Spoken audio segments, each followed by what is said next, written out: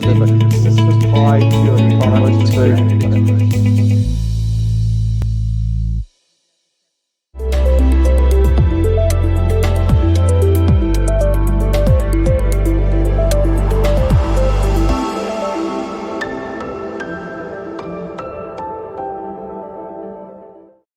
Russell, thanks for joining me to discuss AXP's development drilling plans and the formation of AXP's internal drilling function. Now, the ASX release outlines how AXP can drill and complete wells much more cost effectively rather than contracting a drilling company. Before we talk about the drill program and some of the locations you've chosen, can you give us some background on your career and the experience that you bring to AXP? Thanks, Alex. I appreciate the opportunity. I joined what's now known as AXP Energy Assets in 2005 under the management of Daugherty Petroleum. And I began my career as a field geologist responsible for both drilling and completion operations. And for the past 15 years, I've contributed to the organization in several different roles, starting as an entry-level geologist and moving my way up through the ranks to my current position as Vice President and General Manager. I've also been directly responsible for the drilling and completions of over 800 wells within these assets, along with about 100 horizontal wells in various geologic horizons across both the Appalachian and Illinois Basins. I hold a bachelor's degree in geology from Eastern Kentucky University, as well as holding a professional geologist license in the state of Tennessee. I would like to take a moment to communicate to the audience and recognize our exceptional team. More than 90% of our team have been with the assets for more than 10 years. So we have an exceptionally talented group of employees that are dedicated to the health and well-being of the company, and these folks have lived and breathed these assets and know them better than anyone. Excellent, RD. I'd like to turn to the drill program if I can. What can you tell us about some of the targets that you've earmarked to drill, and can you provide us with any comparables in these areas? Primarily, we've identified infield drilling locations that are direct offsets to existing AXP producing wells. So there's a direct comparison that can be made with what's to be expected for the ROI.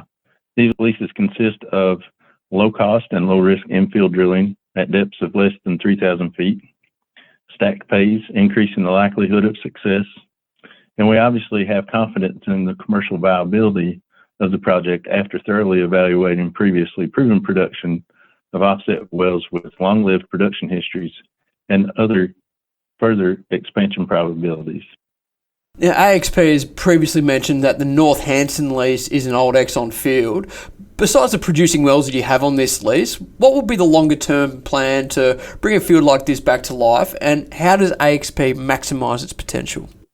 The North Hanson lease is definitely one of the more storied fields in the Western Kentucky oil field, and there's certainly further infield development potential in this field. The primary focus for this lease will be the identification of wells that we can utilize for drilling to deeper pays, therefore cutting our development costs drastically by re-entering old wells to further exploit the wellbores. As exciting as the North Hanson field is, believe it or not, it has some huge competition with some of our other lesser-known leases. We're looking at individual drilling locations at the moment, and we have some very interesting well locations picked out. We feel we'll put some early wins on the board for AXP, not all of which are on the North Hanson lease. Our team is also evaluating the wells for a scalable completion regime, bringing today's technology to the existing wells, utilizing hydraulic fracking. So with respect to the MHP leases, are there any field development opportunities here that are not included in this first round drill program? And also, given that AXP has such a large portfolio of wells, will you look to twin, deepen or drill around some of the better producers? Well, Alex, these are all great questions. You know, our team has already identified several wells within the MHP assets that we intend to complete with frac jobs. These are wells that were drilled and cased and were neglected and forgotten, and subsequently they were completed. This means the lion's share of the development expense was paid 10 years ago when the wells were originally drilled by the previous operator.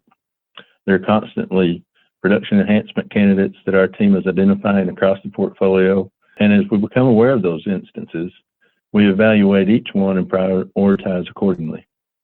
And just finally, RD, so as we come into the North American winter, will you just focus on these first targets referenced in the ASX release, or are there plans to keep the rig fully employed through the winter months? It's our intention to keep the rig fully employed through the winter months. And we have the team members in place that have necessary skill sets to integrate this operation into our field development activities.